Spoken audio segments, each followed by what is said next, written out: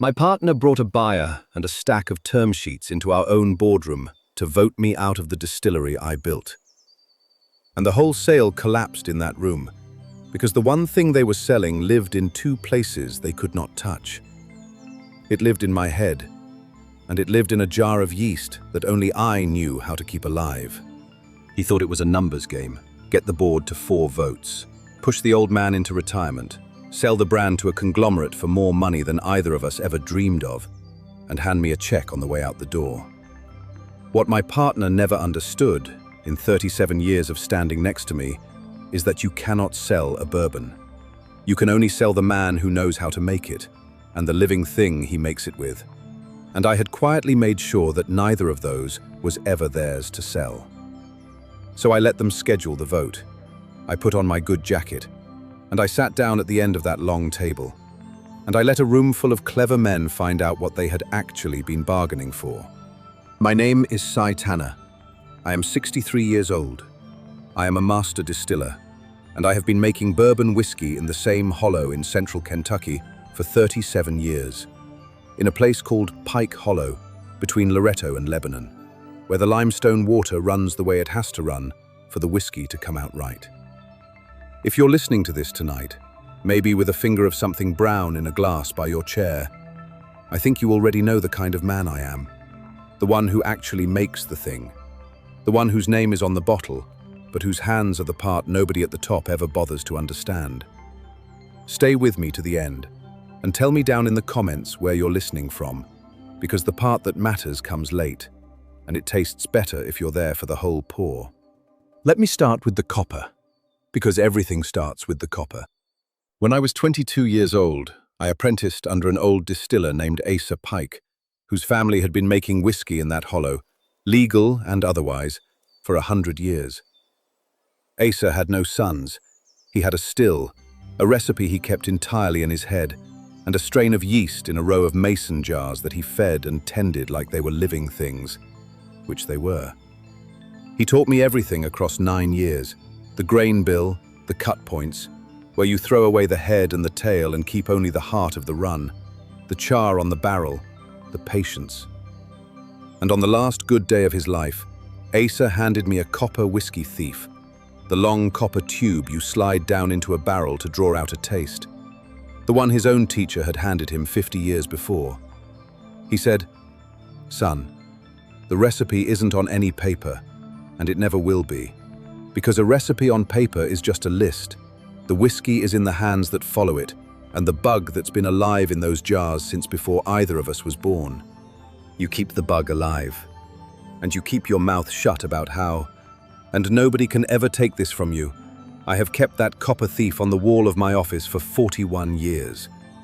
You'll understand why it matters before we're done." In 1988, 2 years after Asa passed, I started Pike Hollow Bourbon with a man named Gil Hatcher. Gil and I had gone to high school together. He was a born salesman, easy with people in a way I have never been, and he could not make whiskey to save his life, and that was fine, because that was the deal. I made it, he sold it. We started in a tin shed with one second-hand still and Asa's yeast in a cooler I drove home every night so it wouldn't freeze. For the first 10 years, we nearly went under more times than I can count. There was a winter in 1993 when a bad barrel run wiped out a whole season, and I made the mortgage on the shed by selling my truck and borrowing the rest from a man at the feed store who believed in me for no good reason. I worked the still myself, every batch, sleeping on a cot in that shed during the long runs because you cannot leave a run. The cuts have to be made by a man who is awake and tasting, not a timer. Gil worked the bars and the distributors and the bourbon festivals. And he was good, I'll give him that. He could get a bottle into a hand and a story into an ear. Slowly, the whiskey found its people. I'll tell you what it cost, because that's the part nobody sees on the bottle. I never married. There was a woman, years back, who I think would have stayed if I'd been the kind of man who could leave a fermenting run to go to dinner. And I wasn't. And she found somebody who could, and she was right to. I do not have children. For 37 years, the distillery was the marriage and the child both. I fed Asa's yeast every single day, holidays and funerals and the worst days of my life. Because a living strain does not care about your calendar. It only cares whether you show up. And I always showed up. By the time we were 20 years in, Pike Hollow was a name. Critics wrote it up. People drove out to the hollow to see where it was made. We were never huge, but we were real. And real is rarer than huge. Every drop of that reality came out of the one shed, the one man, and the one jar of living yeast that nobody but me had ever tended. And I did one more thing in 1990, the careful thing, the Asa thing, that is going to matter more than anything else I tell you. When it came time to register the brand, the name, Pike Hollow, I registered the federal trademark in my own name, Cy Tanner, not the company's. I did it because Asa's voice was in my head, telling me that the only thing they can never take is the thing you never hand them. I licensed the name to the company, properly, with a lawyer, for $1 a year, and I put one clause in that license that I wrote myself and that nobody ever read again, because for 30 years there was no reason to. The clause said that if I were ever removed as master distiller of Pike Hollow for any reason other than my own misconduct, the license to the name ended that same day, and the name came home to me. Gil signed it without reading it. It was $1 a year. Why would he read it? I want to tell you about Dwayne, too, because he's the part that still aches. About 12 years ago, a kid named Dwayne Pell showed up at the distillery looking for any work at all. 19. No people to speak of. A little wild, but he had something I recognized, which was a nose. He could smell the difference between a good barrel and a great one, and you cannot teach that. So I took him on, and over 12 years I taught him the way Asa taught me. The grain, the cuts, the char, everything except the last things, the yeast and the final proof decisions, because those you earn over a lifetime, and Dwayne was still young. I treated that boy like a son. I never had children of my own, and somewhere in there I let myself think that Dwayne would be the one I handed the copper thief to someday, the way Asa handed it to me. Remember that I thought that. It matters at the end. The trouble walked in 2 years ago, wearing a very good suit. Gil was 62 by then, and tired, and his second wife had expensive taste. And somewhere along the way, the love of the whiskey had quietly drained out of him, and left only the love of what it was worth. I'd watched it happen slow, the way you watch a fence post rot. Nothing on any single day. And then one day you lean on it, and it's gone. He stopped coming out to the rick houses. He started talking about the brand the way you'd talk about a stock. And then he brought in a man named Trent Mosley, a private equity operator about 40, slick and friendly, with a title we invented for him, Chief Executive. Brought on to scale the brand and unlock value. He had a way of running a meeting that made you feel slow for caring about the things you'd spent your life on. He used the word asset about the whiskey, and throughput about the still, and human capital about my people. And every word was a little fence going up between the men who made the thing and the men who were learning to count it. I should have seen it the day he shook my hand and called me, with a big, warm smile, the heart and soul of this place, the legacy. When a man in a suit calls you the legacy, what he means is the past, and what he is already planning is the future without you in it. The first thing Trent pushed was what he called continuity. We needed, he said, to document the process, get it all written down, the grain bill, the cut points, the yeast protocols, for institutional knowledge. So the brand isn't dependent on a single point of failure. That was me. I was the single point of failure. And he wanted me to take the one thing Asa told me never to put on paper and put it on paper, where it could be owned by whoever owned the paper. I smiled and said, sure, of course. We should do that. Great idea. And then I documented exactly nothing of consequence. And I gave them pages of true-sounding detail that left out every single thing that actually mattered. You can write down that a thing happens at a certain temperature. You cannot write down the 40 years of knowing exactly when. Around then, Trent started working on me directly. Gentle as a man coaxing a horse into a trailer. He'd catch me at the still and talk about how hard I'd worked, how I'd earned a slower pace, how there was a beautiful role waiting for me. Master Distiller Emeritus, he called it. A title and a nice office and my name on a plaque. The elder statesman who shows up for the tours and the photographs while younger hands run the day-to-day. He painted it like a gift. He said the brand needed me to be a story now more than a stillman. And I want you to understand what I did, because it's the whole of how this ends. I let my shoulders come down. I let my voice go grateful and tired. I said, "You know, Trent, maybe you're right. Maybe it's time. I'm not as young as I was." And I watched something flicker behind his eyes that was not kindness. It was relief. The relief of a man who has just watched a lock he was worried about click open. From that day, he believed I was halfway out the door of my own free will, which was exactly the door I wanted him standing in front of when the floor gave way. Then Trent put Dwayne on it. And this is the part that still sits in my chest. He went to Dwayne, the boy I'd raised in that distillery, and he offered him the title. Master Distiller, equity, a future. All Dwayne had to do was shadow me, learn the last things I hadn't taught him yet, and write them down. They turned the son I'd been training into the instrument they'd used to make me unnecessary. And Dwayne, 12 years of my life poured into him, said yes. I found out the whole shape of it, the way you find out these things, by accident and all at once. I'd come back to the office late on a Thursday for my reading glasses, and the light was on in the conference room, and the door was open a few inches, and I heard Gil and Trent through it. I stopped in the dark hallway with my keys in my hand, and I listened the way I've listened to 100 barrels. Quiet, patient, letting the thing tell me what it was. I heard Trent lay it out plain. Meridian Beverage Group, one of the big conglomerates, was ready to buy Pike Hollow for a number that made Gil's voice go up like a boy's at Christmas. And the plan was clean, Trent said.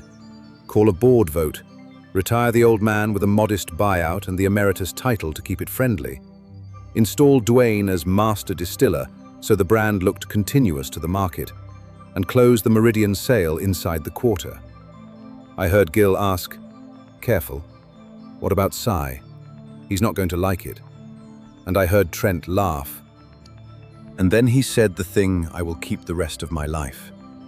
He said, "The Tanner name is great for the story, but let's be honest, Gil, he's a 63-year-old relic who thinks a yeast jar is a personality. The brand is bigger than one old man now. We don't need him to make it. We just need the label and a kid who'll say he made it. A relic who thinks a yeast jar is a personality."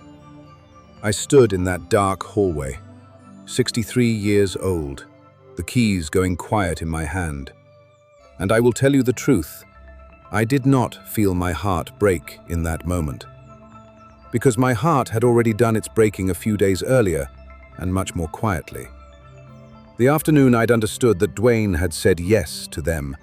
What I felt in the hallway instead was something cold and level and almost restful.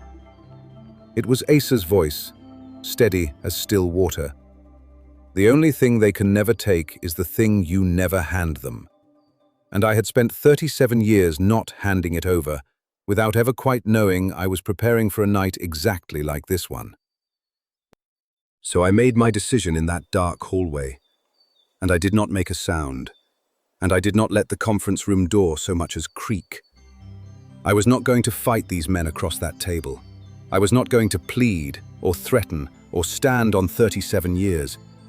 I was going to become exactly the tired old relic they needed me to be, grateful for my plaque, halfway out the door, for precisely as long as it took them to schedule the vote, and bring the buyer all the way to the table with the checks in the folder.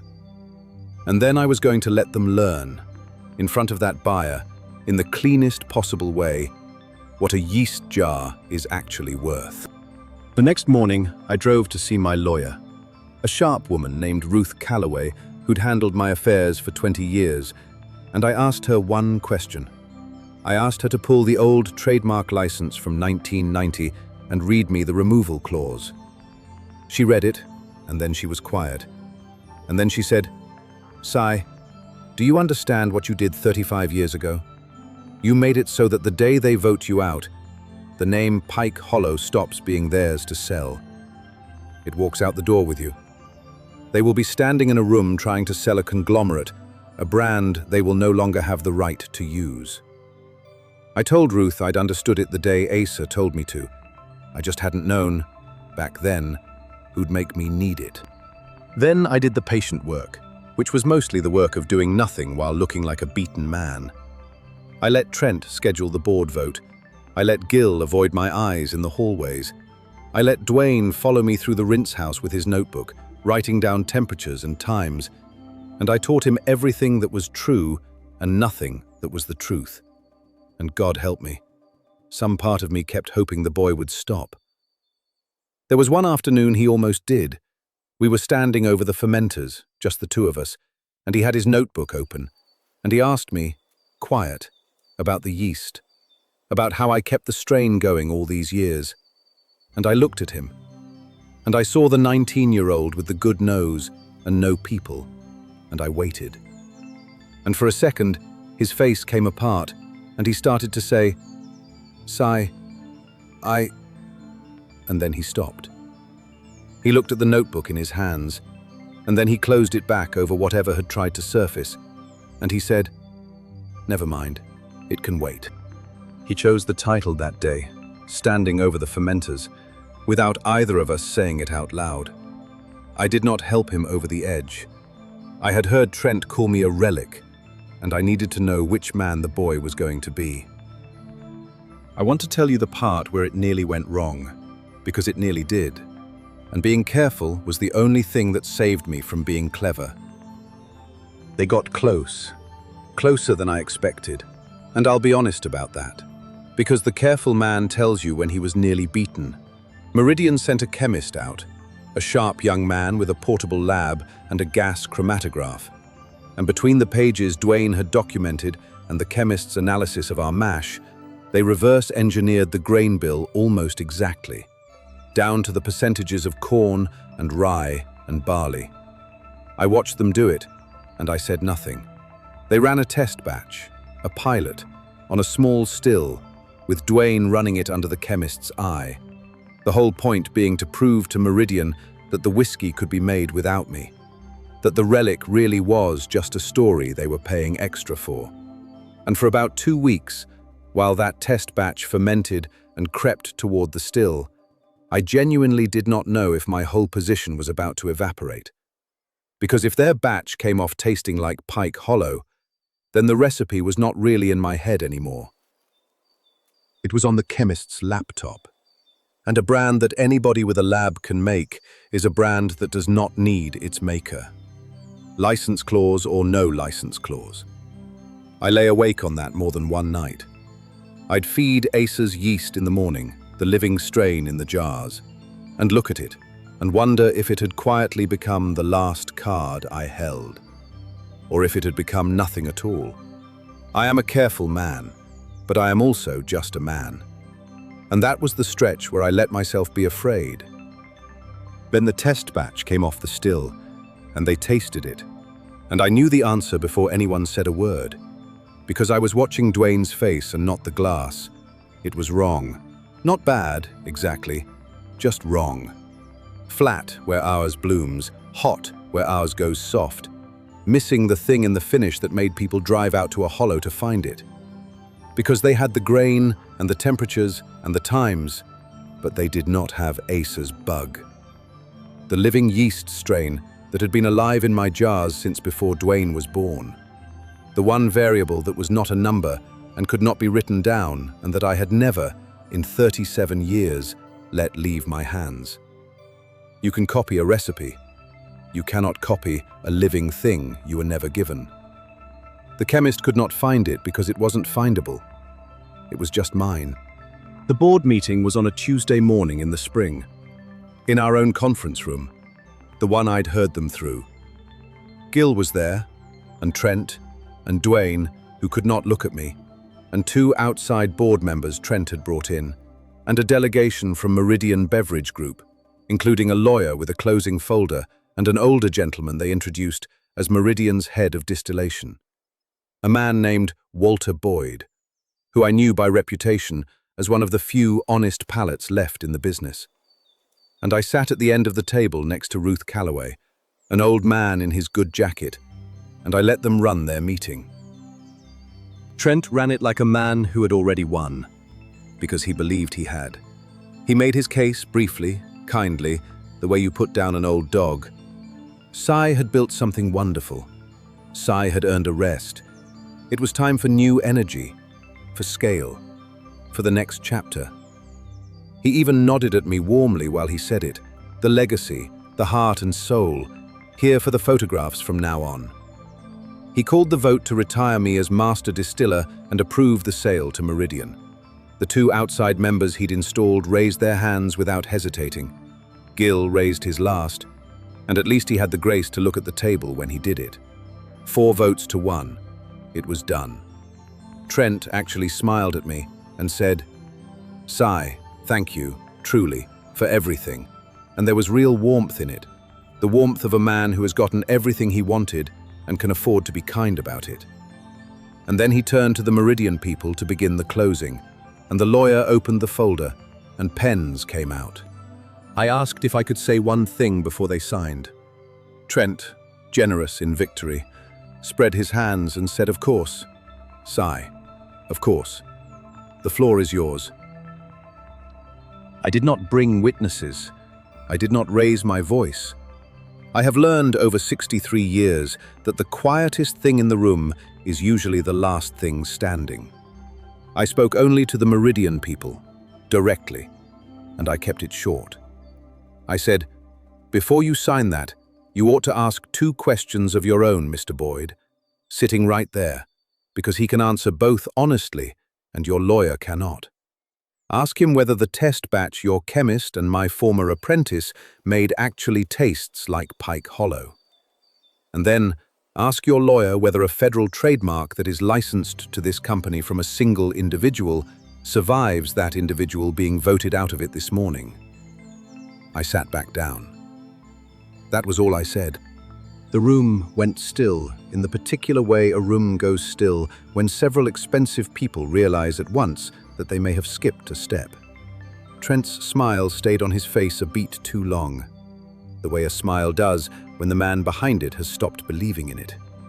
And Walter Boyd, Meridian's own man, the honest palate, looked at me for a long moment, and then he did the thing that decent craftsmen do even when it costs their own side money. He told the truth. He turned to his own lawyer and said it plainly, without drama. "The pilot batch is not the product. I tasted it last week and I put it in my report. It is competent whiskey and it is not Pike Hollow. Whatever this brand is worth, and it is worth a great deal, none of it was in that glass." And then Ruth set the paper on the table. The trademark registration in the name of Cy Tanner, personally, since 1990. And the license, with the clause, read aloud in her flat, steady voice. The moment this board removes Cy Tanner as master distiller, for any reason other than his own misconduct, the license to the name Pike Hollow terminates, and every right to that name returns to him. She looked up at the Meridian lawyer and said, simply, "You have just voted to buy a distillery whose brand name walked out of the building 4 minutes ago. The company you are purchasing no longer has the legal right to put the word Pike Hollow on a single bottle. And the only man who can make what's in those barrels is the one you just retired." I have thought a lot about Trent's face in that moment, and Gil's. Trent's went the grey of a man recalculating a number he had been certain of. But it was Gil I watched. 37 years, the tin shed, the cooler in my truck. He looked at me down the length of that table. And for the first time in 2 years, he looked like the kid I'd started with. And what was on his face was not anger. It was the understanding of a man who has just traded something he can never buy back for money he was never going to need. The Meridian lawyer closed the folder. Walter Boyd stood, walked the length of the table, shook my hand, said it was an honor, and led his people out. The deal was dead before lunch. And here is the last move, the one that was never about the boardroom at all. When the Meridian people were gone, Ruth leaned over to me and laid it out the way a good lawyer does. She said, "Si, you understand your position. The name is yours again. Their vote made it so. You can walk out today, take Pike Hollow and your yeast and your recipe, and leave Gill and Trent holding a distillery full of barrels they can't legally label and can't reproduce. You can let this whole company die on the vine and start clean somewhere else, and they will have nothing. You'd be within every right. Say the word." I thought about a relic who thinks a yeast jar is a personality. I thought about Dwayne's closed notebook. I had earned the right to salt the earth. I told Ruth no, because there were 60 people who worked in that distillery, in the bottling line and the rick houses and the front office. 60 people who had never schemed against anybody, who had mortgages and kids in school and no part in any of this, and who would lose their living if I burned the place down just to punish 2 men who'd wronged me. I'd carried payroll for those people through lean years. I was not going to set fire to their livelihoods to warm my own grievance. And because of the other thing, the thing Asa would have said if he'd been standing in that hallway with me, a man who would pour 37 years of living craft down a drain just to make sure his enemies got nothing, is not protecting the whiskey. He's only feeding his own wound, and a wound is a poor thing to hand the rest of your life to. The whole point of holding the real thing is that you get to keep making it. Destroy it to win. And you've proven the men in the suits right. But it was only ever a thing to be cashed out. And you've cashed it out yourself, in spite, which is the worst price of all. So I told Ruth what I wanted, and it was 3 things. I wanted Trent Mosley gone, that day, off the property by sundown, because a man who calls a living thing a personality has no business standing near one. I wanted the company restructured so the brand stayed with the people who actually made it, with me back at the still where I belonged, and Gill brought down to a fair, quiet, minority share. Enough to retire on with his dignity, not enough to ever put my name on a market again. And I wanted the doors to stay open, all 60 jobs. The whiskey still running out of that hollow the way it has since before any of these men showed up. I could have had it all and left them with nothing. I chose to have what mattered and leave them with enough. That is the only kind of winning I've ever had any use for. Trent was gone by the afternoon. Gill took his reduced share and his retirement, and we do not speak much. But a few months back, he sent over a bottle from our very first batch, the one we'd saved, with no note. And I understood it the way you understand things between men who built something together and watched one of them nearly throw it away. I put it on the shelf. Some doors you leave open a crack. And Dwayne came to my office a week after the board meeting, and he stood in the doorway looking like a man who hadn't slept, and he could not get 3 words out before they failed him. He set a single sheet of paper on my desk, his resignation, and he turned to go. I let him get all the way to the door, then I told him to sit down. He sat like a man waiting to be hit. I told him I'd heard what they'd offered him, the title, the equity, master distiller at 34, and I told him I understood the size of that to a kid who came from nothing, because I'd come from nothing myself, and a title like that is a hard thing to say no to. And then I told him the truth, which was harder than any insult. I told him that the title they offered him was never the same as the craft, that they were handing him a word, master distiller, while quietly making sure he'd never actually be one, because they were taking away the only man who could finish teaching him. You cannot be handed mastery. I said, you can only earn it, slow, over a lifetime, from somebody who looks at you and decides you're worth the years. They offered you the word. I was offering you the thing. You picked the word. He started to cry then, the way a grown man cries, badly and like he's ashamed of it. And I told him the last part, against my better judgment, because Asa once took a chance on a wild kid with no people and no reason to deserve it. I told him I was willing to start teaching him the real things, the last things, the yeast and the cuts, and the 40 years of knowing exactly when. If he was willing to spend the next 20 years deserving them, and never once mistake a title for the truth again. He has been at the still every morning since, earlier than me, which is how I know he heard me. The copper thief is still on my office wall, the one Asa's teacher handed down 100 years ago. A few weeks back, I took it down and used it to pull a taste from barrel number 1 of a new run, the first batch since all of this. And it was right. It was exactly right. That thing in the finish that no chemist will ever put on paper. And I thought about Asa, and about the bug, alive in those jars longer than I've been alive, and about the strange fact that the most valuable thing I ever owned was the one thing I made sure I could never be made to sell. Someday I'll hand that copper thief to Dwayne, if he earns it, and the recipe will pass the way it has always passed, hand to hand, mouth to ear, never once onto a piece of paper a man in a suit can buy. So here is what I'll leave you with tonight. Wherever you're listening from, they will look at the man who actually makes the thing and decide he's a relic, a cost, a single point of failure to be documented and removed. Let them. The man who holds the real thing, the living thing, the part that was never written down because it never could be, is not the weak man at the table. He's the only one who was ever holding anything at all. Everybody else was just holding the label. And a label, it turns out, is only worth as much as the hands that earned the right to print it. If somebody ever decided the thing you spent your life mastering could be written down on a page and handed to someone cheaper, and learned the hard way that it couldn't, tell me about it down in the comments. And tell me where you're listening from tonight. I read them all. If this story was worth your time, subscribe and keep your own counsel. And whatever your craft is, keep the last of it in your own 2 hands. The quiet maker is the one still standing when the men in the suits run out of things to sell.